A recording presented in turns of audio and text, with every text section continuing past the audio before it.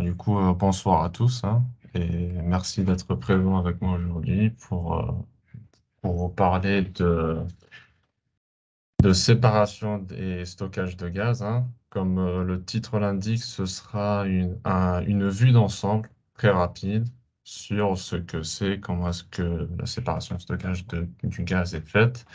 Et je vous présenterai très vite quelques perspectives concernant les hydrates de gaz, c'est les technologies basées sur les hydrates de gaz pour des applications sur la séparation et le stockage. Et donc, qui est-ce qui vous présente, qu'est-ce qui parle aujourd'hui? Ben, c'est un étudiant qui a obtenu sa licence en physique énergétique et son master en génie pétrolier à l'université de Karlsruhe, et qui a ensuite enchaîné avec un autre master à l'université de Pau pour ensuite continuer sur une thèse concernant les hydrates de gaz, et plus précisément la promotion cinétique de la formation des hydrates de gaz en présence de certains composés. Donc, pour l'instant, ce n'est pas grave si vous ne comprenez pas quelques termes clés, notamment les hydrates de gaz. Je vais tout expliquer après dans les slides qui vont suivre. Donc, pour la petite histoire, j'étais pas vraiment un membre du club physique, hein, je veux dire, mais bon, quelques amis que je connais, notamment Qassem Zirek, m'en a parlé, et du coup, bah, j'ai trouvé que c'était une très bonne initiative qui a été faite, hein, sur ce genre d'assemblée, et j'ai voulu donc y participer. Donc, la petite histoire concernant ma crise existentielle que j'ai eue après avoir obtenu ma licence en physique énergétique. Il faut savoir que je ne savais pas vraiment dans quel domaine je voulais continuer. Est-ce que je voulais continuer dans le domaine académique ou dans le domaine industriel? Et donc, en 2017, il y avait ce nouveau master génie pétrolier qui avait récemment ouvert. Je pense qu'on était à la troisième promo. Et ouais, la troisième promotion qui allait être formée. Donc, je me suis dit, bah, pourquoi pas, hein, continuer dans le domaine du oil and gas engineering, le domaine pétrolier. Et donc, c'était ma réponse finale, donc continuer dans le domaine industriel. Mais ça ne m'a pas découragé de continuer pour une thèse de doctorat néanmoins. Et du coup, je vais vous parler de ma première expérience professionnelle que j'ai eue, notamment c'était dans le cadre de mon projet de fin d'études, de mon premier master que j'ai fait, qui s'est déroulé dans le centre de recherche et développement de la Sonatrach, situé à Bombardier. Je pense que maintenant il l'appelle la division recherche et développement. Et donc le sujet de projet de fin d'études, pardon, il était sur la conception d'une interface graphique utilisateur utilisant un tab, la création de cette interface utilisateur pour le calcul de certaines propriétés thermophysiques des gaz naturels. Et donc un gaz naturel, c'est un fluide compressible et donc c'est primordial, il est très important de connaître sa composition, ses conditions de pression et de température pour pouvoir le caractériser. Donc on nous a enseigné pendant la licence une équation, une, euh, une des équations qui permet de caractériser un gaz, on va dire, dans des conditions idéales. Donc, vous connaissez certainement cette relation, la PV égale RT, donc c'est la relation des gaz parfaits. Et donc, comment est-ce qu'on définit un gaz parfait? Ben, un gaz parfait, ben, c'est un gaz composé de molécules qui occupent un volume négligeable, et ce sont des molécules qui n'interagissent pas entre elles, donc il n'y a aucune interaction. Donc c'est comme ça qu'on définit vraiment un gaz parfait.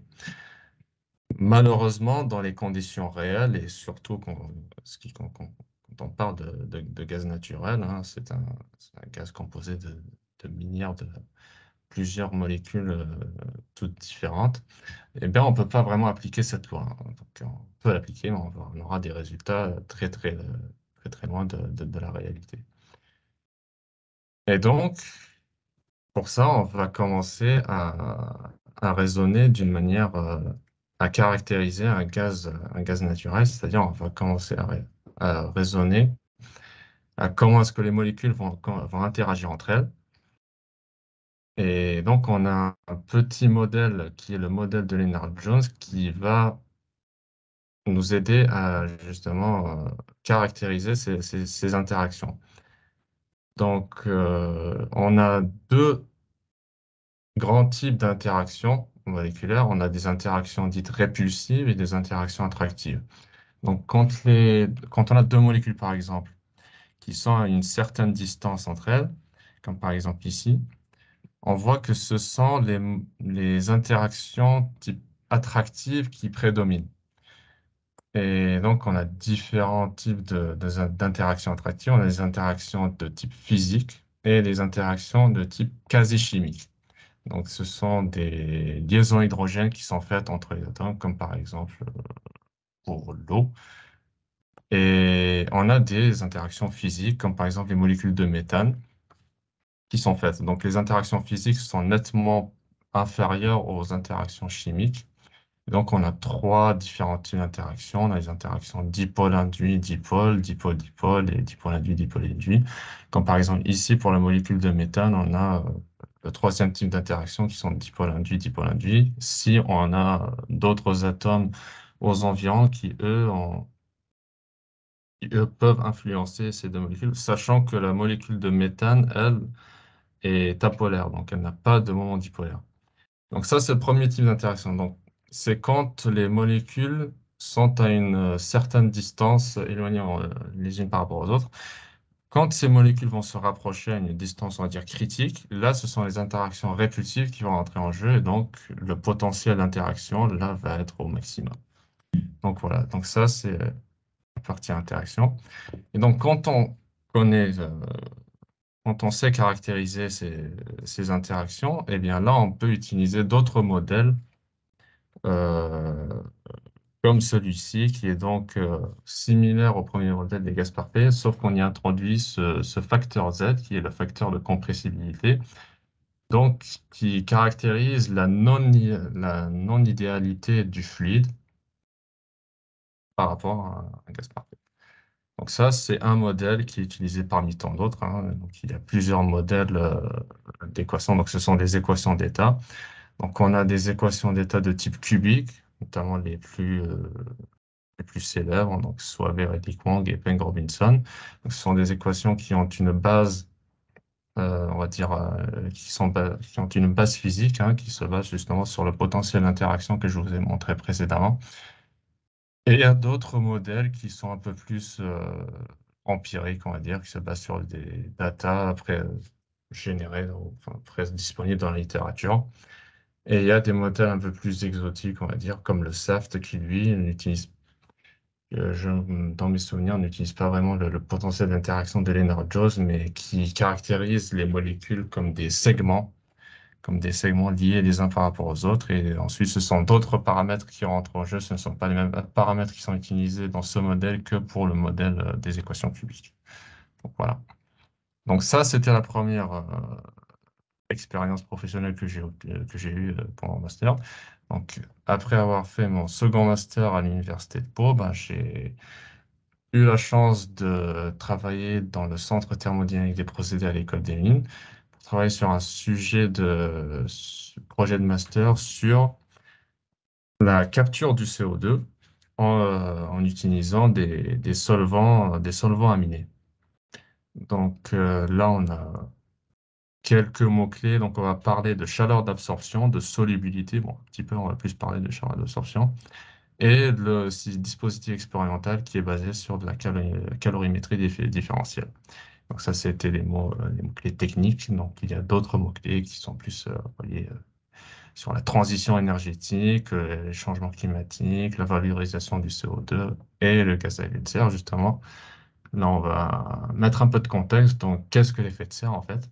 Donc, l'effet de serre, c'est concrètement ce qui nous permet de vivre, hein, qui nous permet de rendre la planète Terre habitable. Donc, concrètement, lorsque les rayons les rayons lumineux solaires atteignent la surface de la Terre, ben, ce n'est pas toute l'intensité qui frappe la surface de la Terre. Et on a un tiers, je crois. Il y en a une bonne partie qui est réfléchie à la surface de la Terre. Et donc, le reste est absorbé par la surface de la Terre sous forme de chaleur. Et donc, cette chaleur, ensuite, va être rejetée par la surface de la Terre par deux effets, soit par convection avec l'atmosphère terrestre, soit par radiation. Et c'est ça qui va nous intéresser. Et du coup, l'atmosphère terrestre est composée de molécules qui vont absorber ces radiations, ce sont des radiations infrarouges, et qui vont permettre que la planète Terre soit habitable. Sinon, si on n'avait pas ça, ben, la température moyenne de la Terre, ben, ce serait moins 18 degrés. Donc, c'est pas qu'on puisse habiter dans une planète pareille. Et donc, quelle a été la contribution de l'être humain dans tout ça? Eh bien, il faut savoir que depuis le début de l'ère industrielle, depuis que l'être humain a commencé à exploiter les énergies fossiles, eh bien, on a déséquilibré en quelque sorte cet équilibre, en fait, qui était présent. Donc, on a émis plus de dioxyde de carbone que ce que peut absorber les puits naturels. Donc là, j'ai mis les puits naturels qui sont les océans, hein. Le CO2 peut se solubiliser dans l'eau et qui sont aussi ben, les terres, hein, tout ce qui, toutes les plantes qui absorbent le CO2 par effet photosynthèse. Et vous voyez que là, la balance elle est déséquilibrée par justement la surexploitation des énergies fossiles et le changement d'affectation des terres, c'est-à-dire prendre une parcelle de terre et, je sais pas, y mettre un parking. Bon, je caricature un peu, mais c'est la réalité. Et donc, après avoir vu toutes les conséquences du réchauffement climatique, hein, après avoir vu tous les dégâts que ça a pu causer, ben, on a une entité qui est la Commission internationale de l'énergie, qui a sorti un rapport il y a 2 ans, je crois, qui parle justement du développement de ce net zero emission, de ce scénario net zero emission qui doit être fait d'ici 2050 si on veut éviter l'augmentation de la température globale terrestre au-dessus de 2 degrés, qui est basée sur des piliers de la décarbonisation, pardon. Et un de ces piliers, justement, c'est les technologies de captage et de stockage de CO2, hein, donc, dont je vais vous parler là tout de suite. Et donc, le captage de CO2, il se fait par trois voies principales. Donc, on a la post-combustion, on a l'oxy-combustion, on a la pré-combustion. Donc, la post-combustion, bah, c'est simple. En fait, on a une unité, une power plant, une unité, une centrale électrique ou une centrale d'énergie, globalement, qui va générer des effluents de gaz par la réaction de combustion. Et ben, en fait, on va implémenter une unité de captage qui va permettre de capter ce CO2 par certaines technologies que je vais vous montrer tout de suite. Donc, il faut savoir que les effluents de gaz qui sont générés par ce genre d'unité, le CO2 a une pression partielle plutôt basse dans ces effluents de gaz. Et donc là, il faut utiliser plutôt des technologies basées sur des réactions chimiques pour pouvoir capter cette très faible quantité de CO2 qui est disponible dans ces effluents. Donc ça, c'est la première voie de captage. Donc on utilise surtout ces technologies qui sont l'absorption et donc l'utilisation de solvants chimiques. Donc la deuxième voie, c'est la précombustion. Donc la précombustion, eh bien, on a un combustible. On ne va pas directement lui faire subir une réaction de combustion, on va le convertir en gaz synthétique qui est majoritairement composé d'hydrogène et de dioxyde de carbone. Et en faisant ça, en fait, on va augmenter la pression partielle du CO2, on va augmenter la quantité de CO2 qu'il y a dans notre gaz à capturer après. Et ce qui fait que si on a plus de CO2, on a plus de quantité de CO2 à capturer, bah, ça devient plus facile. Donc on s'affranchit des méthodes basées sur de la séparation chimique et là on se base plus sur de la séparation physique. Et là on va plus utiliser des technologies basées sur l'absorption et sur les membranes. Donc qui sont plus basées sur les forces d'interaction de Van der Waals plus que sur les forces chimiques. Donc ça, c'était la précombustion. Et la troisième voie, qui est l'oxycombustion, qui est à peu près similaire dans le principe à la précombustion. Donc, au lieu d'utiliser de l'air pour la combustion de notre combustible, on va utiliser de l'oxygène pur pour s'affranchir d'un autre problème que dont je n'ai pas parlé jusqu'à maintenant. Il faut savoir que lorsqu'on brûle en combustion, on génère du CO2, mais on génère aussi des oxydes nitreux. Donc, ces NOx qui vont ensuite provoquer des puits acides et d'autres phénomènes indésirables. Et donc, le fait est d'utiliser de l'oxygène pur, ben, ça va nous permettre de générer encore plus de CO2 à à la fin et de ne pas avoir ces oxydes de nitreux dans notre effluent de gaz.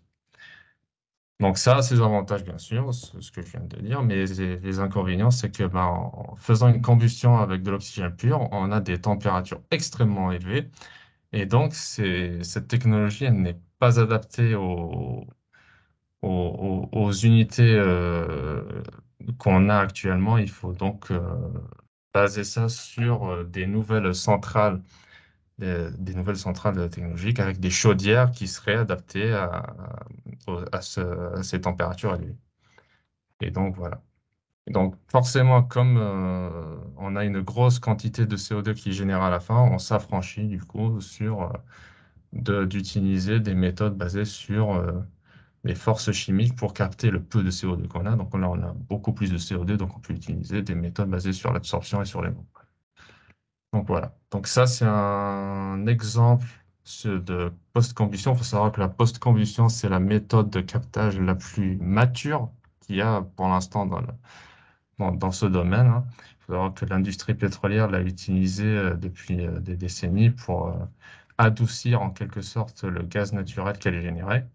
Que certaines compagnies pétrolières vont contraindre le, le client pour lequel elle va acheter ce gaz naturel, vont lui imposer des critères de concentration de CO2 qui vont lui faire, qui vont l'obliger à diminuer la concentration de CO2 dans son gaz naturel. Par exemple, je sais pas, on va dire un gaz naturel généré par un puits qui contient une teneur de 3%. La compagnie, la raffinerie, par exemple, le client va imposer une teneur de 0,3%. Bon, je dis ça, c'est des valeurs. Et donc, pour ce faire, ben, on a ce process qui est assez basique, hein. Donc, c'est juste pour qualitativement vous montrer comment ça marche. Donc, on a l'effluent de gaz, ou le gaz naturel, enfin un composé riche en CO2 qui rentre dans une première unité de captage. Et donc, en fait, ce dispositif-là, il est fait de sorte à ce que l'effluent de gaz soit mis en contact avec la solution aqueuse riche en amine. Donc, cette solution-là, on se base sur de l'absorption chimique. Donc, la solution aqueuse en amine, c'est concrètement, c'est une solution riche en molécules qui a une affinité très élevée avec le CO2.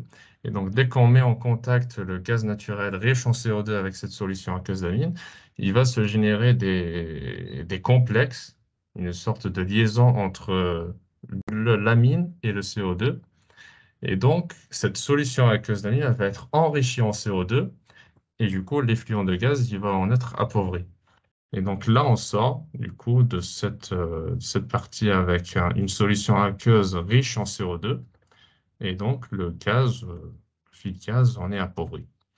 Donc après, comment est-ce qu'on fait pour séparer la solution aqueuse du CO2? Eh bien, comme la réaction chimique entre cette amine et le CO2 est une réaction dite exothermique, ben, en fait, on va apporter de l'énergie, on va apporter de la chaleur pour inverser cette réaction. Et c'est exactement ce qu'on fait. On va passer cette solution aqueuse dans un bouilleur à une température bien définie pour régénérer en quelque sorte ce solvant. Et c'est un cycle ensuite. Et ce sera la même chose. Donc, on va repasser la solution aqueuse appauvrie en CO2 par cette même chambre et donc et ça va partir en circuit pendant. Puis voilà. Donc, ça, c'était la partie. Donc, comment est-ce qu'on choisit concrètement la molécule, cette amine, justement, ce solvant?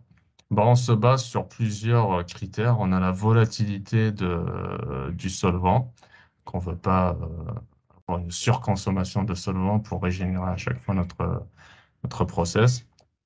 On veut aussi que ce solvant soit résistant à la dégradation. Et ça va dépendre aussi de ses équilibres liquide-vapeur pour ensuite ajuster les conditions opératoires de notre process et de sa cinétique de réaction. On veut que la réaction entre cette solution avec le CO2 soit plus ou moins rapide.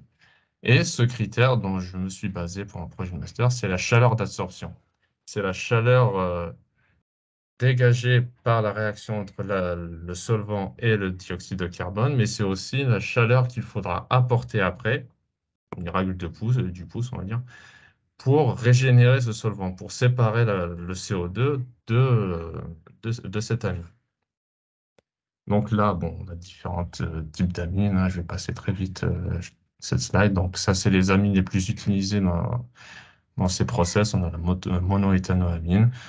Donc en fait, on se base sur cette chaleur d'absorption, aussi sur la cinétique, sur la régénération et sur la solubilité. En fait, on veut que le solvant parfait serait un solvant qui aurait une chaleur d'absorption plutôt basse, une cinétique de formation très rapide, qui ne soit pas très coûteux en régénération et qui ait une solubilité, une capacité de chargement qui soit maximum. Donc ça, c'est, on va dire, le composé parfait pour le captage de CO2. Bien sûr, ça n'existe pas, mais bon. Et du coup, comment est-ce qu'on a fait pour mesurer ces chaleurs d'absorption?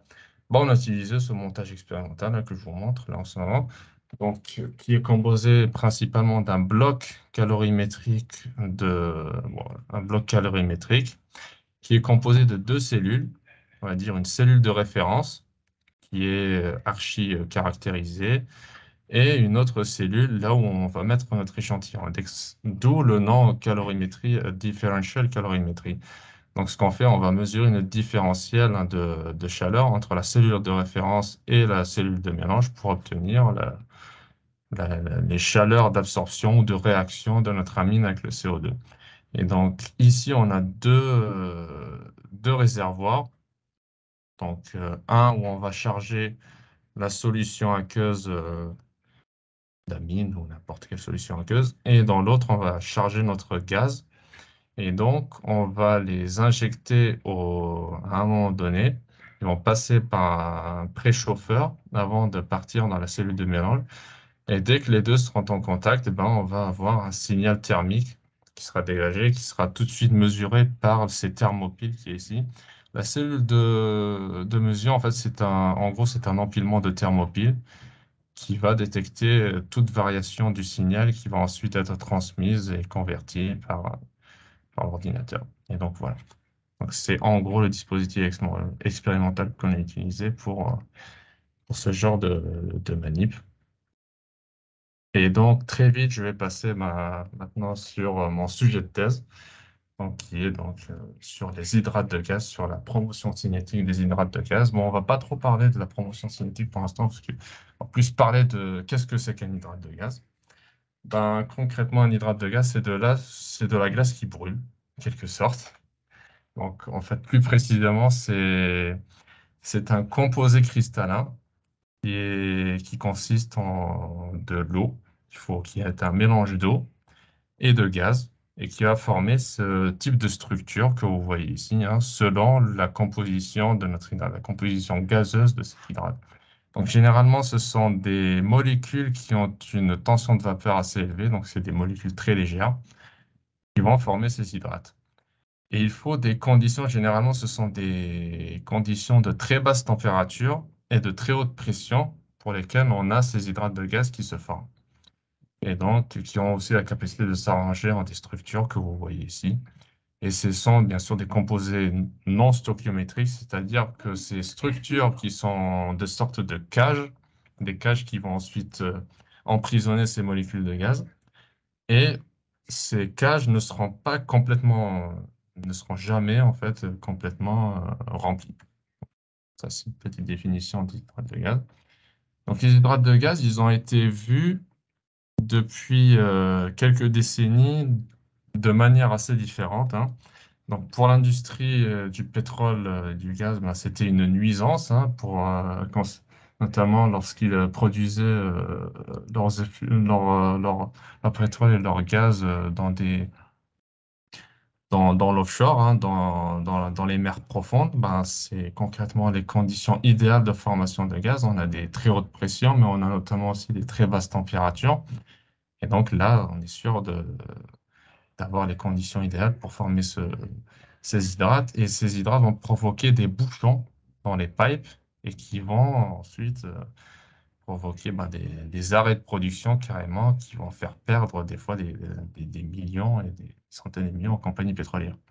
Donc ça, c'était avant un petit peu. Donc maintenant, on a un peu changé notre état d'esprit vis-à-vis des hydrates de gaz, ben, notamment dû à leur présence un petit peu partout dans le monde, hein. Ici, vous voyez la présence de gisements d'hydrates de gaz, un petit peu éparpillés dans le monde entier. Et on a en fait des réservoirs de gaz qui sont présents, qui sont inexploités depuis maintenant et qui pourraient représenter des quantités astronomiques de gaz qu'on pourrait exploiter. Donc, c'est pour ça qu'on a un petit peu changé notre vision concernant ces composés. Et un peu plus loin, maintenant, très très récemment, maintenant, on voit ces hydrates comme des technologies potentielles pour la purification et pour le stockage du gaz. Donc, voilà. Mais avant d'aller dans cette voie-là, eh ben, en fait, on a différents verrous technologiques à faire sauter, hein. Il faut savoir que les hydrates de gaz, ben, c'est un mécanisme très lent. Il est accompagné par une cinétique de formation très lente. Et on a un mécanisme de formation qui est jusqu'à maintenant incompris, on va le dire, hein. On a quelques modèles qui peuvent décrire comment est-ce que les hydrates de gaz se forment, mais jusqu'à aujourd'hui, on n'a pas vraiment un consensus entre les chercheurs sur comment est-ce que sont formés les hydrates de gaz, quel est le mécanisme de formation des hydrates de gaz.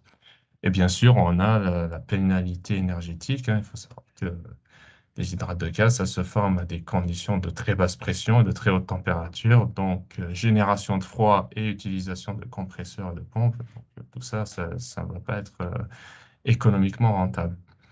Et bien sûr, dans le cadre de la purification du biogaz, je parlais tout à l'heure du biogaz. Un biogaz, c'est constitué essentiellement de méthane et de CO2, plus un peu de ces composés essentiels, on va dire. Et pour l'instant, on a vu qu'il n'avait pas une sélectivité très très forte vis-à-vis de ces deux composés. Donc ça aussi, ça représente aussi un verrou technologique à faire sauter. Donc moi, le but de ma thèse, en fait, je m'intéresse à ces deux verrous que vous voyez ici, hein, donc la cinétique de formation et le mécanisme de formation, du coup. Et donc, pour la cinétique de formation, on a vu que dans la littérature, il y avait certains additifs qui permettaient d'accélérer la formation des hydrates, mais on ne sait pas encore comment est-ce que fonctionnent ces additifs, forcément. Et donc, l'autre verrou à sauter, ce serait justement d'utiliser une méthodologie expérimentale innovante, hein, pour pouvoir caractériser ces hydrates de gaz, la formation de ces hydrates de gaz en présence de certains additifs. Donc, pour l'instant, moi, je travaille sur un type d'additif qui est un tensioactif, notamment plus précisément, c'est le sodium d'odécylsulfate. Donc, un tensioactif, c'est une molécule dite amphiphile, donc, qui a une partie, on va dire, hydrophobe, qui n'aime pas l'eau, qui est ici, et une partie hydrophile, elle, qui aime l'eau, du coup. Et cette partie hydrophile peut être chargée positivement, négativement ou avoir une charge neutre. Donc là, le tensioactif que vous voyez ici, c'est un tensioactif anionique, donc il porte une charge négative lorsqu'il est dissous dans l'eau. Donc, ce tensioactif, pour l'instant, on a quelques idées de quel effet il a sur sur les hydrates de gaz, on va dire, ou sur les deux phases qui vont constituer après l'hydrate de gaz. Donc, un tensioactif, généralement, ça diminue une tension interfaciale.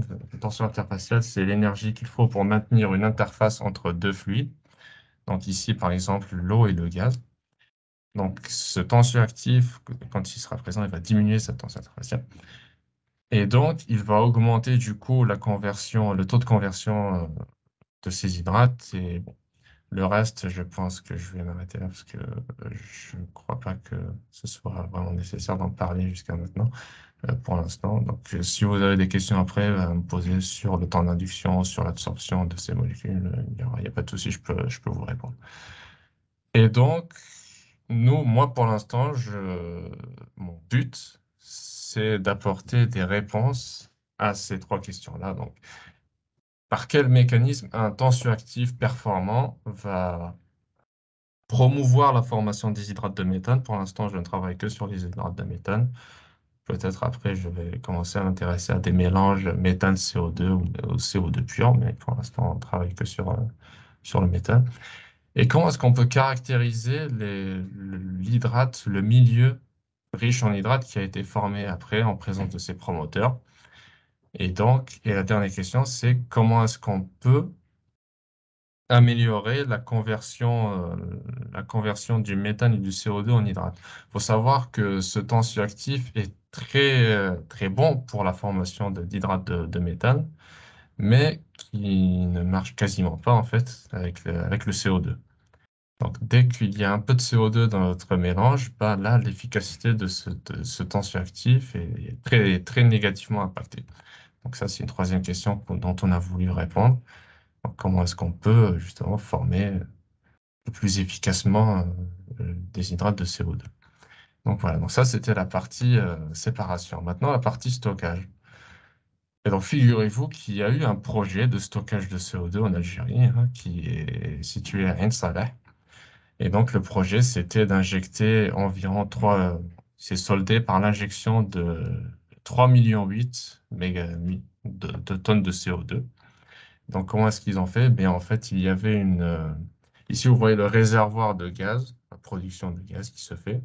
Et là, on a mis quelques puits injecteurs de CO2 qui vont directement être connectés à une aquifère saline. L'aquifère saline, c'est un réservoir avec de l'eau salée, hein, de la saumure.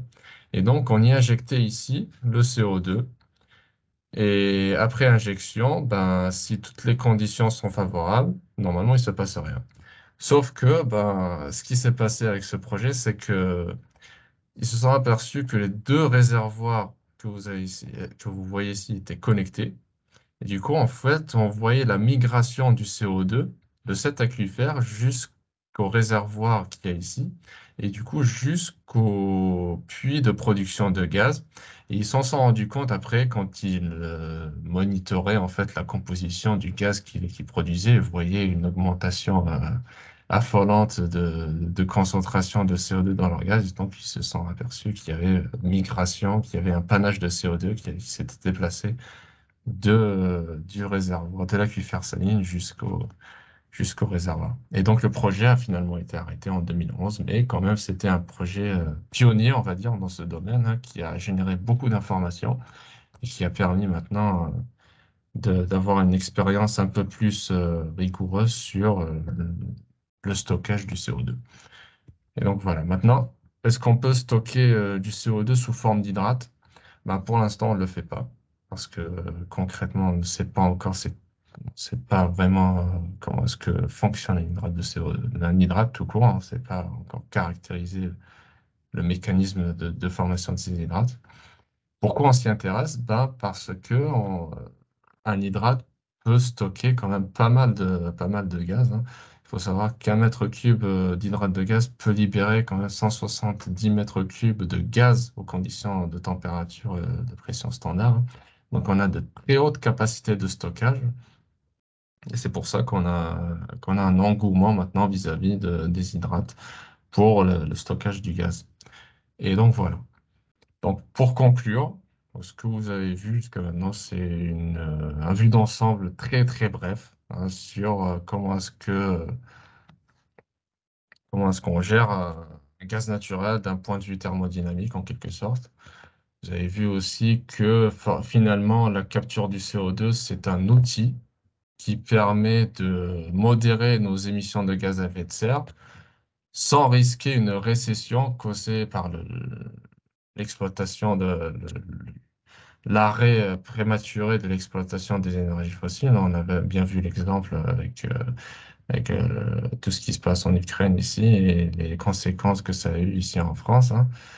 Et donc finalement, ce que vous avez eu, on a finalisé cette présentation par une définition générale de ce que c'est les hydrates de gaz. Maintenant, j'espère que vous avez une idée claire de qu'est-ce que c'est que les hydrates de gaz et comment est-ce qu'ils ont été vus des décennies avant et comment est-ce que, on voit les hydrates de gaz maintenant.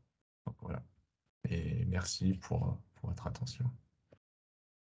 يعطيك الصحة بالقاسم على لا بريزونطاسيون انتيريسونت.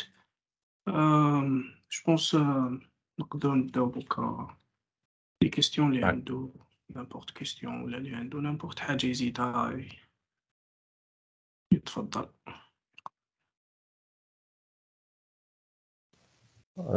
Salut Belkacem, donc d'abord يعطيك الصحة على la présentation تاعك. Merci. Je voulais te poser quelques questions. Donc la question الأولى كي كنت تبريزونتي واش درت في الجزائر. J'aimerais bien avoir ton avis vu que حنا les physiciens اللي درنا vraiment physique fondant, on n'a pas fait de stage, on s'est pas confronté يعني à une expérience professionnelle في الجزائر. J'aimerais bien تقول لنا un peu plus en détail يعني كيف كانت l'atmosphère تما, كيف كانت la recherche en quelque sorte في الcentre de recherche هذاك في الجزائر. Ouais, je peux t'en faire quelques mots. Ben, disons que je peux dire que c'était déjà très très différent de l'atmosphère qu'il y a ici, ça Ok. c'est certain. Mais disons que là-bas, c'était pas plus une atmosphère de recherche, on va dire, c'était plus l'atmosphère d'un client qui avait un projet, qui travaillait sur un projet, qui devait ensuite fournir ce projet. En fait, finalement, c'était ça, hein, l'intitulé de notre stage, c'était finalement ça, hein, c'était au final de rendre ce programme, ce logiciel aux clients qui en avaient besoin. Donc, on n'avait pas vraiment cet aspect, c'était pas un truc innovant sur lequel on travaillait, hein. C'était plutôt un truc assez banal qui était fréquemment demandé par les autres clients. Donc, ouais, mais par contre, on a eu comment dire, ce côté industriel dans lequel tu dois fournir ton projet dans un temps imparti. Donc Mhm. ça, quand même, ça te donne une expérience en plus. Je sais pas si c'est très clair ce Ok, que ok, j'ai dit. je vois. تسمى ما يديروش vraiment, on va dire, de la recherche dans le sens académique, mais vraiment résoudre des problèmes, on va dire, concrets en quelque sorte. Oui, enfin, résoudre des problèmes plutôt très mal posés, on va dire. Ok, ok. Ouais. Donc voilà, donc des fois le client, on va dire, il sait pas vraiment ce qu'il veut, hein. Donc, des fois, Ok. Ou il t'impose des. le client par client, je veux dire genre un industriel ou là, c'est ça. Oui, voilà, on va dire un industriel, donc quelqu'un qui, par exemple, là, quelqu'un qui voudrait utiliser cette interface pour se faciliter la vie. Donc, Ok, par exemple, ok. voilà, donc toi, tu dois t'adapter en quelque sorte à ce qu'il veut, mais en même temps, tu dois lui faire savoir qu'il y a des choses qui sont possibles, mais pas dans le temps imparti. Et Ok. ça, en fait, on l'a bien ressenti en Algérie, parce que là-bas, c'est des stages qu'on a fait, c'était des stages de 3 mois, c'est pas les stages qu'on fait en France ici, de 6 mois. On n'a pas eu le temps de tout faire, hein. Je dirais même qu'on a eu énormément de chance de finir ce truc, parce qu'on Ok. était accroché entre la partie rédaction et la partie finalisation Oui, du, pour du moi, code. c'est compliqué.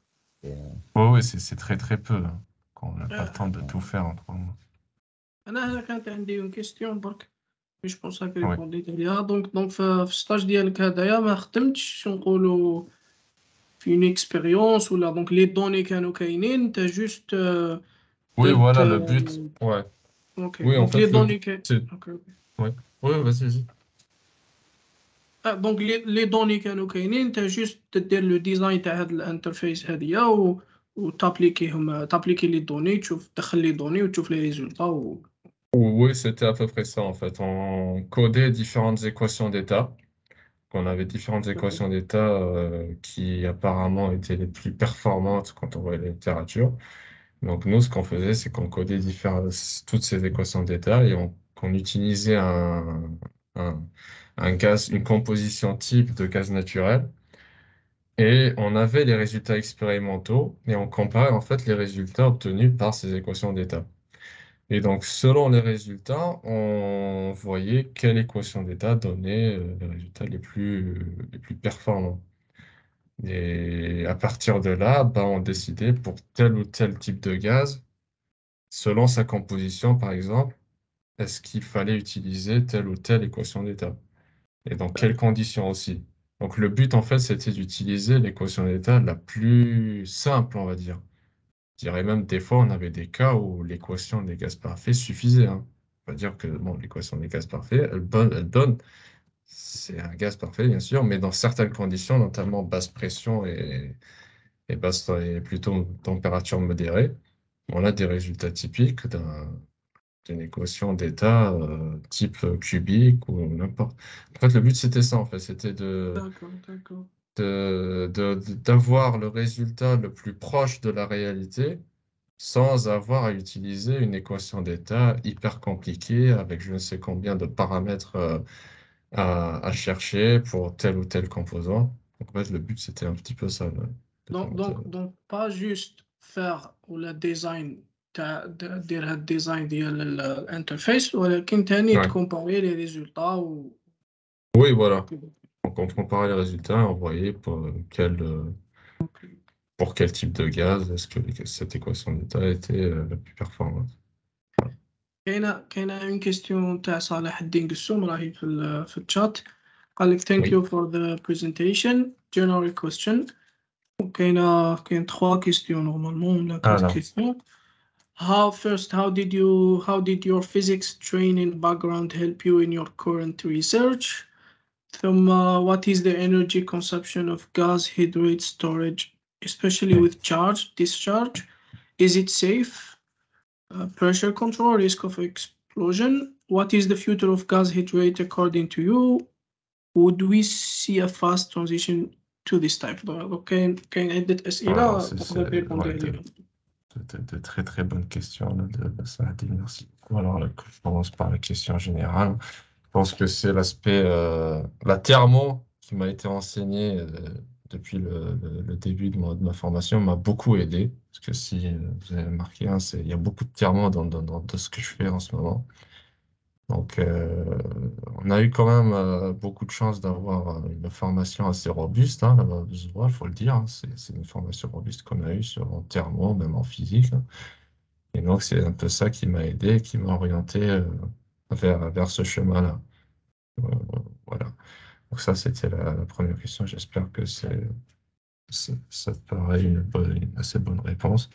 Donc, l'énergie de consommation des hydrates de gaz. Alors, j'ai rien à te donner de quantitatif, mais pour l'instant, comme je l'ai dit tout à l'heure, en fait, les hydrates de gaz, ils se forment à des conditions très extrêmes. Donc, c'est des très hautes pressions et des très basses températures. Donc, il faut mobiliser des puissances frigorifiques assez conséquentes et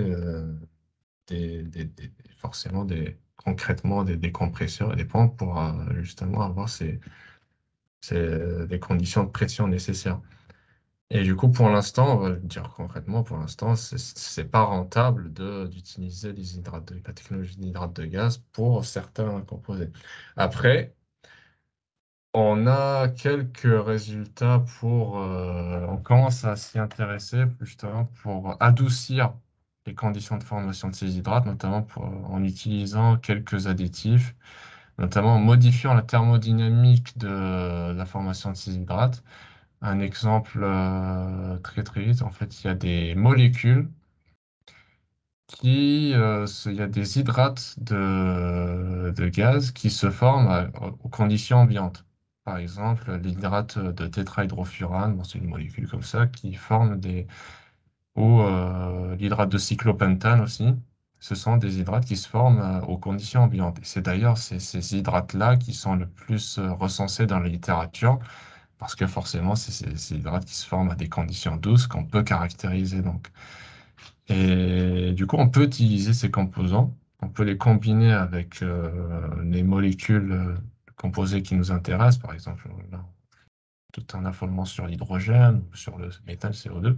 Donc, des mélanges comme ça de composés, par exemple, mélange THF ou, je sais pas, hydrogène, bah, le but, en fait, c'est ça, c'est d'utiliser une molécule intermédiaire pour adoucir finalement les conditions de formation de ces hydrates.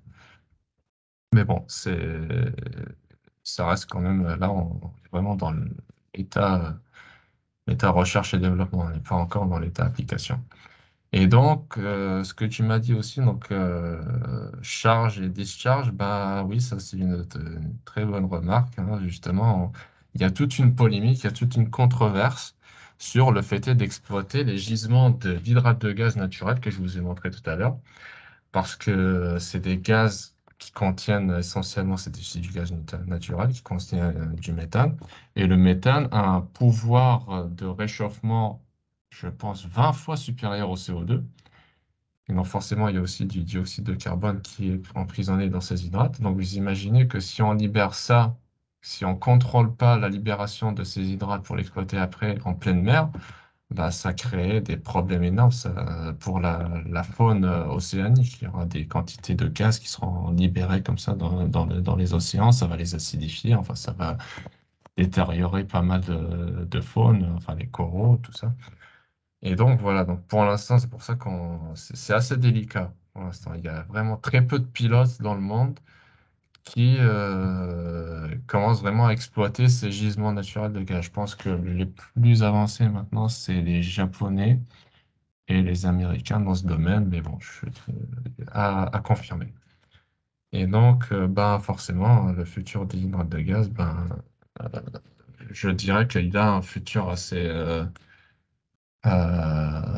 fatidique finalement, parce que le pétrole et le gaz conventionnel, ben, c'est pas infini, hein. Je pense que d'ailleurs en fait, il faut savoir que le pic de production de pétrole conventionnel global dans le monde, il a été dépassé en 2008, si je raconte pas de conneries.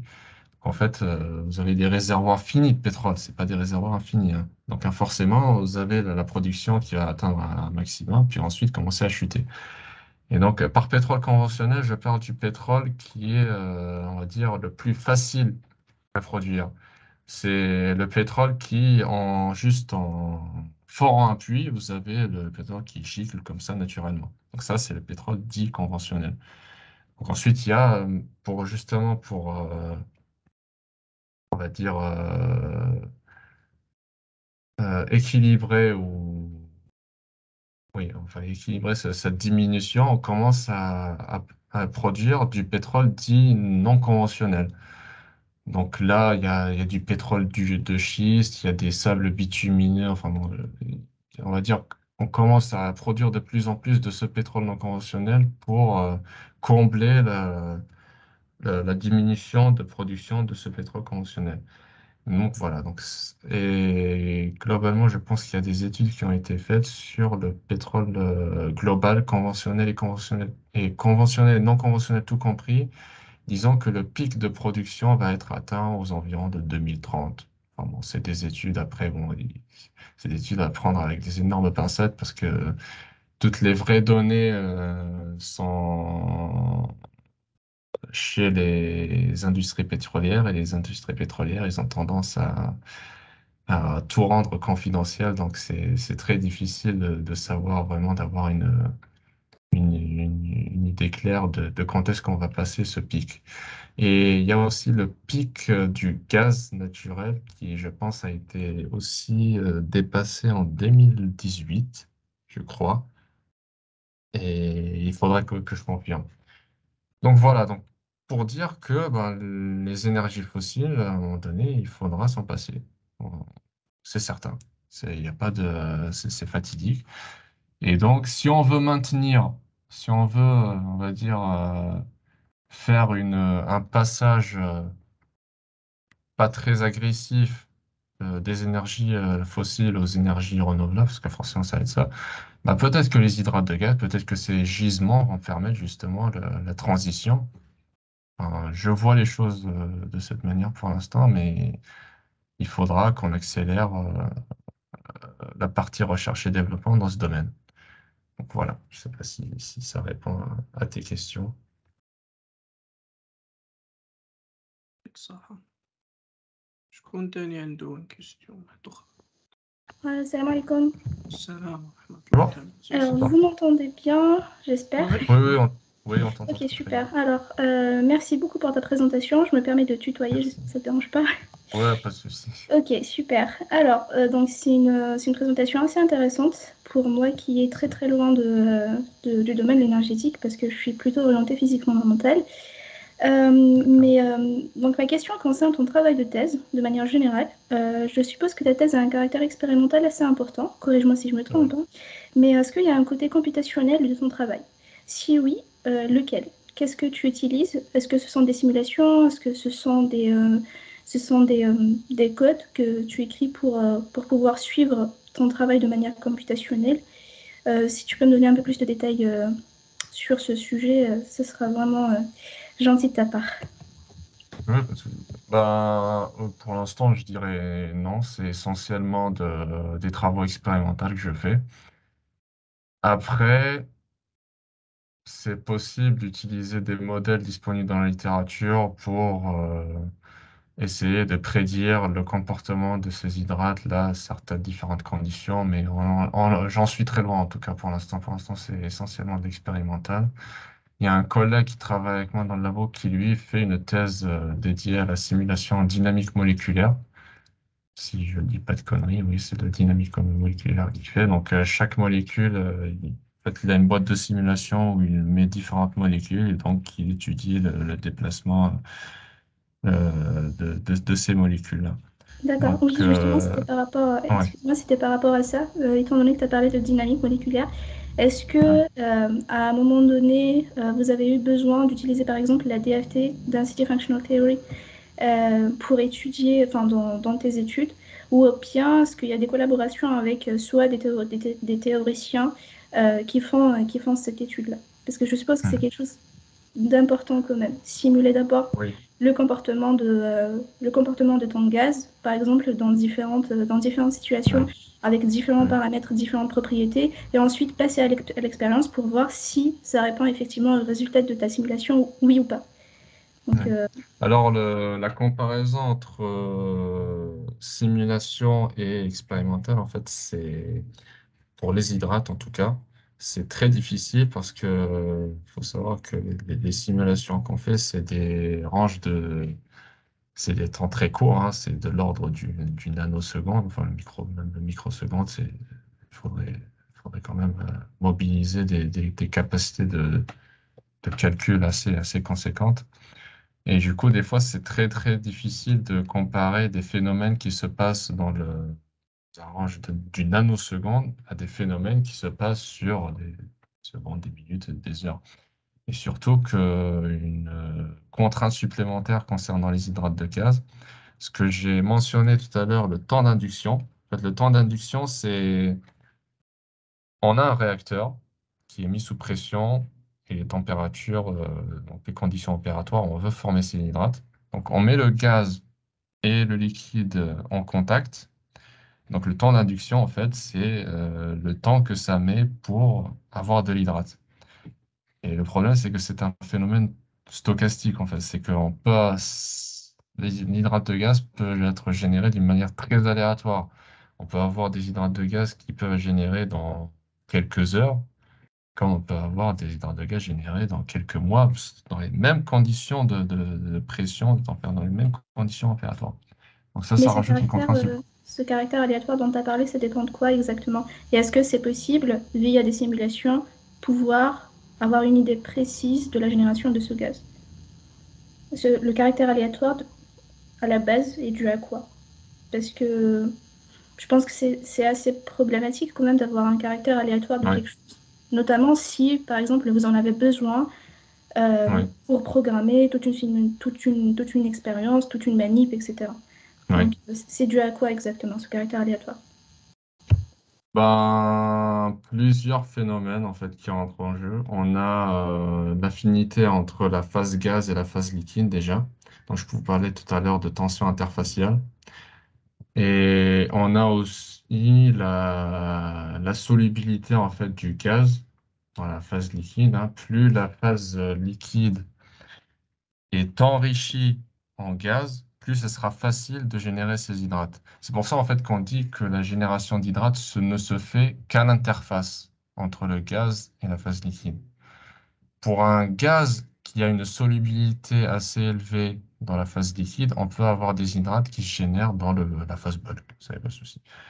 Mais pour le méthane, par exemple, le méthane est très peu soluble dans l'eau, donc on a une génération d'hydrates essentiellement dans l'interface. Ensuite, pourquoi est-ce qu'on a des temps de nucléation assez stochastiques d'une manière aléatoire? Bah, ça dépend aussi de l'interface, de ton interface au gaz. Plus l'interface est grande, plus on a des chances de former des hydrates, on va dire, du moins rapidement ou pas. Et ça dépend aussi de tes conditions de température et de pression. En fait, euh, j'aurais dû mettre un diagramme de phase des hydrates. Donc, imaginez, je sais pas, un diagramme de phase. Donc, on a les valeurs à l'équilibre entre l'eau, le gaz et le méthane.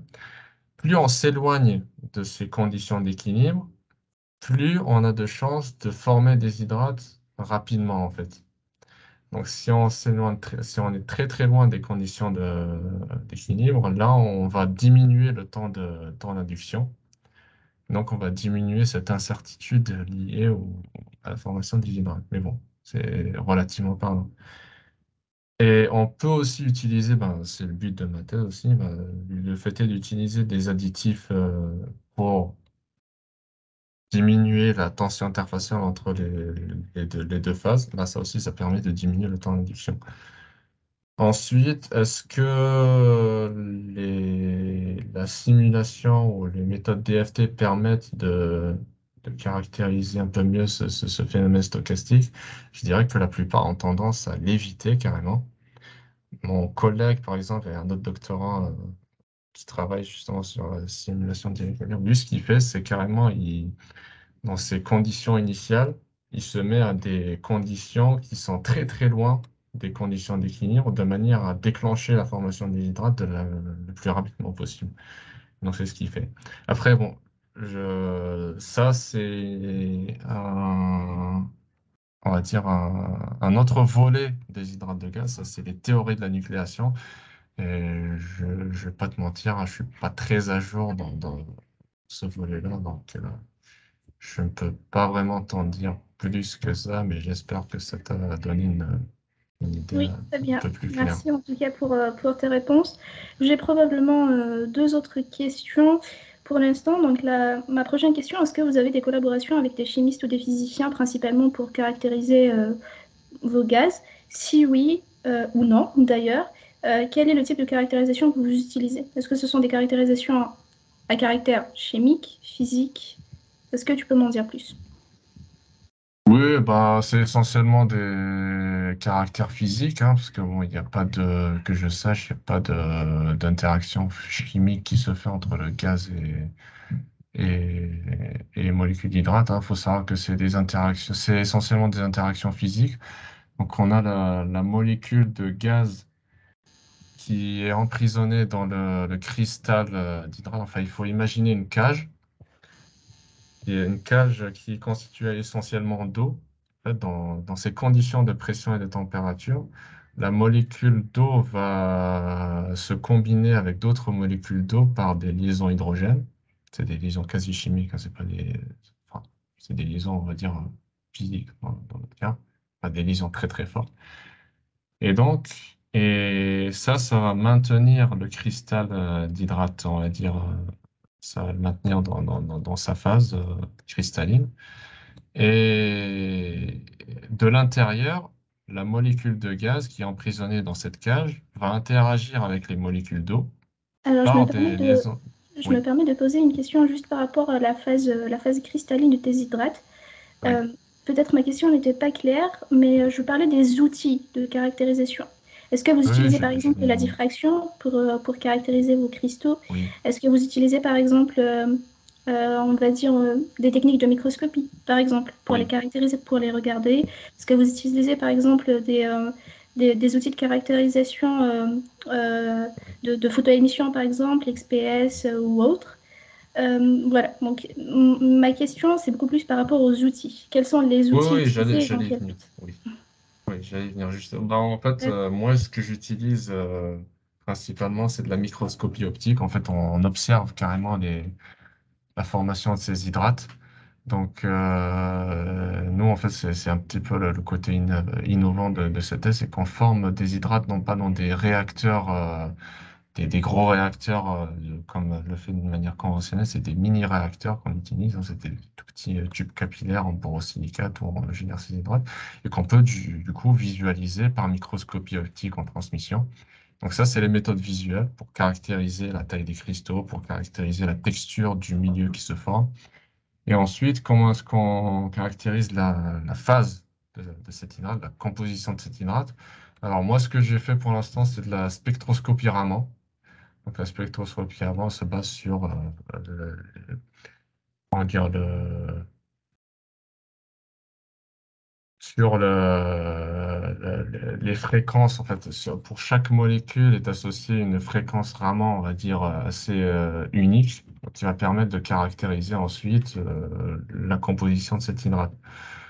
Et donc, c'est ce qu'on a fait, hein. On a généré des hydrates de gaz et on l'a fait passer en spectroscopie Raman pour ensuite voir quelle quantité de gaz était emprisonnée à l'intérieur de ces cristaux, quelle est la quantité d'eau qui a été utilisée pour générer cet hydrate. Et donc voilà. Alors, après, il y a plein d'autres méthodes qu'on pourrait utiliser, comme je suis pas très expert là, sur les autres méthodes. Il y a utiliser carrément du synchrotron, on peut utiliser des spectroscopies infrarouges, un peu, pas trop. On peut aussi utiliser des... Oui, je pense que c'est ouais, je pense que c'est à peu près... bon, pour l'instant, moi, ce que j'ai fait un peu de Raman, juste un peu de spectroscopie Raman à l'Université de Bordeaux. Donc ça m'a permis de caractériser déjà un premier jet pour caractériser mes hydrates. Et donc voilà. Donc il y a plein de méthodes comme ça qui permettent de caractériser ces hydrates de gaz. Il y en a même qui font de la tomographie en rayon X pour voir la taille des particules des hydrates de gaz formés. Donc voilà, ça permet ensuite d'avoir accès à ces propriétés-là. D'accord. Donc Mais vous ne il y a faites pas plein de de... diffraction, vous ne faites pas de diffraction électronique, par exemple, ou bien de diffraction en rayons X pour pouvoir caractériser votre cristal et Je pour pense savoir que si si. votre cristal est stabilisé suite à cette réaction ou pas. Vous ne faites pas de Je diffraction. pense que si, ça se fait, je pense que ça se Ok. fait, mais dans d'autres laboratoires. En tout cas, au LFCR, le laboratoire dans lequel je travaille, non. Nous, ce qu'on fait essentiellement, c'est de l'observation par microscopie optique. Tu as l'Université de D'accord. Bordeaux qui est assez connu, qui a un groupe spectro, qui est un laboratoire, c'est un laboratoire de référence en spectroscopie, qui eux aussi font de la caractérisation vraiment sur ces hydrates de gaz. Et tu D'accord, très as bien. d'autres laboratoires à l'École des Ponts et l'Institut français du pétrole, IFP Énergie Nouvelle, qui font de la tomographie rayon X. D'accord, Donc très bien. voilà. Et pour la spectroscopie vraiment, pardon, dont tu as parlé tout à l'heure, vous utilisez quelle longueur d'onde exactement? Alors, très exactement, c'est du 532 nanomètres, je pense. D'accord, donc c'est dans le visible. Ok. Voilà. Donc, Très bien. Et une voilà. dernière question, peut-être. J'aimerais bien que tu reviennes sur ta slide où tu avais mis le schéma du cristal. Je me souviens plus du numéro, désolé, je l'avais pas noté. Alors, Euh, attends. Ouais, je pense que je l'ai. Est-ce que c'est celui-là? Est-ce que euh, alors, tu vois oui, ma c'est pas grave. présentation? On peut, Ouais. c'est pas grave, Ok. on peut utiliser celui-là. Est-ce que tu peux me donner les propriétés de ton cristal? Par exemple, quelle est l'unité primitive, quels sont les paramètres de ton unité, etc. Est-ce que tu Ah, les alors as là, en tête? ça, je suis désolé, je peux pas vraiment te répondre. Je me suis pas trop intéressé sur ce côté-là. Donc, je vais pas D'accord. pouvoir te répondre d'une manière c'est vrai, je pense que tu t'y connais un peu plus que moi sur la cristallisation, donc je pourrais pas vraiment te répondre sur ça. Désolé. Non, pas de problème, très bien. Bah, j'ai plus de questions. Merci beaucoup pour tes réponses et encore une fois pour ta présentation. Merci à toi, hein. Pas de souci. Merci. اللي عنده كيستيون واحدة أخرى دونك يبارك يهضر. أنا عندي اون كيستيون بوتيتر تتعلق بلا مانيب اللي تخدم بيها ولا Ouais, باسكو ما عنديش فكرة كامل على وشنو هما نقولوا نحكي أنا نخدم في الأوبتيك نقولوا لا main challenge ولا الحاجة اللي كامل يشكيو منها واللي تدينا الوقت سي l'alignement دونك بالنسبة ليكم وشنو هما يعني في الدومين ديالك وشنو هما الحاجات اللي نقولوا صعاب هاكا واللي يديو وقت ويديو يعني اللي challenges اللي تلاقاو بيهم في الexperimental work اللي يعني كي تخدمو مثلا bah, oui. مثلا اسكو ديماريو l'expérience ولا لا مانيب دو زيرو ولا ديجا واجدة وتخدمو بيها دونك جوست تابليكيو لي نقولو تديو لي ريزولطا بخي في لو تريتمون تاع هاد لي ريزولطا تماك نقولو لي حد دي وقت كتر Hmm. ولا كيفاش دونك Bon, je pense que c'est deux parties, hein. C'est la partie génération des données, ensuite le traitement qui les deux me prennent en tout cas moi, assez beaucoup de temps. C'est des manips, faut savoir que c'est des manips longues, hein, qui tiennent toute une journée, qui sont faites. Et donc il y a le côté stochastique là dont je parlais tout à l'heure qui rajoute une contrainte supplémentaire. Des fois c'est très difficile d'avoir des résultats, on va dire, répétables. Il faut vraiment être dire, assez rigoureux dans ce qu'on fait. Et donc voilà, ça rajoute une contrainte supplémentaire. Sinon, d'autres difficultés, ben, je dirais ben, que c'est qu'on démarre d'une page blanche, carrément, hein, dans ce domaine. Hein. C'est qu'on ne sait pas vraiment. On est face à une littérature qui n'est pas d'accord entre elles. On est face à plusieurs théories qui sont comme ça citées dans les littératures. Et on a carrément des controverses, on a des chercheurs qui viennent, qui réfutent ces théories, puis d'autres théories sont mises en jeu, et puis d'autres chercheurs viennent réfuter ces théories-là. Donc ça, c'est la partie dont je parlais tout à l'heure, c'est le mécanisme de formation qui reste encore très très mal compris en fait. Enfin, moi, faut pas je vais pas me voiler la face, hein. C'est pas en 3 ans que je fais vraiment avoir le mécanisme ou que je vais avoir une réponse très claire de comment est-ce que sont formés les hydrates de gaz, par quel mécanisme. Mais donc le but, en fait, finalement, c'était ça, c'est de générer d'une manière non conventionnelle, on va dire, d'une manière innovante, des résultats expérimentaux qui vont ensuite permettre de mieux caractériser ces phénomènes, donc voir ce qui se passe à des échelles qui n'ont pas été étudiées jusqu'à maintenant. Donc ça, je pense que c'est ça un peu le côté le plus difficile. Pas le côté, on va dire, technique, pas le côté expérimental, parce que bon, ça, on s'y habitue après, on a tous nos petits pépins expérimentaux, hein, je sais pas, tous quelques petits problèmes techniques qui se passent, mais c'est le côté plutôt partir sur une terre inconnue, hein, finalement. C'est ça qui est le plus difficile. اوكي Donc se dire, ouais.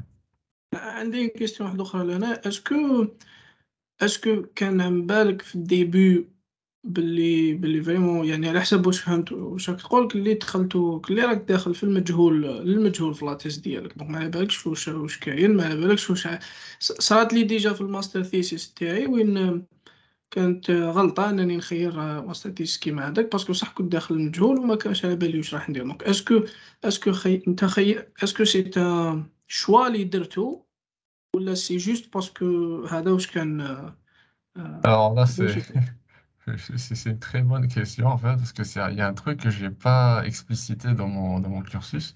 Alors que Il y a un site en France qui permet de recenser les thèses de tous les doctorants là, qui sont en France. Et du coup, en fait, moi, j'ai eu un change. C'est pas mon sujet de thèse initial, hein, les hydrates de gaz. Il faut savoir que je travaillais sur un sujet de thèse qui était bon, assez, un peu plus différent. En fait, moi, je travaillais avant sur l'absorption du CO2, vraiment sur plus captage du CO2, mais dans les conditions, on va dire, sans eau, carrément. Et bon, les circonstances et quelques soucis de manip, et quelques soucis, on va dire, humains aussi, bah, vis-à-vis de certaines personnes, ont fait que ben, on soit obligé de partir sur un sujet, on va dire, le sujet de prédilection de mon directeur de thèse. Mais par contre, moi, je ne m'attendais pas du tout à travailler dans ce domaine et je découvrais, en fait, c'était au mois de mai, j'avais officiellement changé mon sujet de thèse. Donc, je partais sur un sujet de thèse complètement nouveau, on va dire, on va pas se mentir. Par contre, ce qui m'a avantage, j'ai eu énormément de chance que la partie absorption que j'avais déjà bien acquis au début de ma thèse me sert maintenant pour la partie hydrate de gaz. Donc, je dirais que je suis très chanceux d'avoir eu ça. Sinon, ben, après, j'imagine qu'il y a beaucoup de personnes à qui ça est déjà arrivé. Il y en a même qui partent sur un sujet complètement différent et qui se voient repartir de zéro, refaire une recherche biblio, voilà, partir d'une page blanche carrément. Et donc كان voilà, c'était عندي ça. Ouais. عندي une question واحدة أخرى. Donc, est-ce que donc j'imagine تعلمت beaucoup de techniques durant la thèse ديالك. Donc, est-ce que راك تشوف روحك après le PhD plutôt تكمل في الأكاديمية ولا industry؟ Bon, je pense partir dans le côté industriel. Parce que là, je pense que je me suis fixé dans le domaine oil and gas. Du coup, ouais, on va dire que ça m'a plus intéressé, on va dire, de partir dans le côté, plutôt le côté industriel que le côté académique. Ouais, je Et compte هاد لا partir thèse dans cette voie-là. هاد لا تيز سافا تيدي افير سا. يعني كاين حاجات اللي بزاف حاجات اللي تعلمتهم في هاد لا تيز اللي حيخليوك نقولوا عندك ان افونتاج بارابور لواحد ما دارش اون تيز يروح يخدم في الاندستري ديريكت. Ouais, après, ça dépend de quel échelon on vise finalement. Il y en a qui font un master, qui sont. En France, c'est un peu ça l'inconvénient de faire une thèse en doctorat, c'est que tu te retrouves à travailler en entreprise des fois. Tu as obtenu ta thèse en université et tu vois que tu as le même grade qu'un étudiant qui sort d'une école d'ingé. C'est-à-dire, des fois, on se retrouve avec ce paradigme où les deux ont le même grade. Bon, bien sûr, c'est pas le cas dans toutes les entreprises. Et donc voilà, finalement, c'est une question de quel échelon on vise, hein. La thèse, ça permet de viser un échelon un peu plus élevé, hein. Peut-être ingénieur recherche, je pense que ça, c'est le but ultime de chaque doctorant qui voudrait partir dans le domaine industriel, qui voudrait travailler dans une boîte privée, hein, c'est de travailler en tant qu'ingénieur recherche là-bas. Et du coup, voilà, finalement, ouais, c'est ça, c'est juste une question de perspective d'avenir qu'on se fixe dans la tête dès le départ.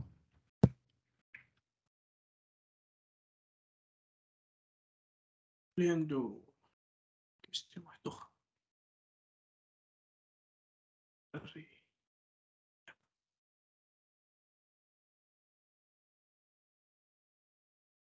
Sinon, إذا ما كاش une autre question. Non, ما كاش. دونك يعطيك الصحة القاسم على لا بريزونطاسيون ديالك. Merci beaucoup, Arte comme ça, en tout cas, pour ces échanges. J'ai beaucoup appris aussi, hein, du coup, de ces échanges-là. Ça m'a apporté une très bonne expérience. Donc, merci à vous, hein. Merci de votre participation, en tout cas. Et merci pour l'initiative. C'est une très, très bonne initiative, je pense, hein, et qu'il faudrait continuer. Donc, Avec Sahab Al-Qassem, merci pour la présentation. C'était Merci bien de voir chaque dire au développement de la test. Inch'Allah, Rabbi يوفق يا أخوي. Bon courage. Inch'Allah, avec ça. Inch'Allah, merci beaucoup. comme ça. Salam alaikum. Ouais, c'est vrai.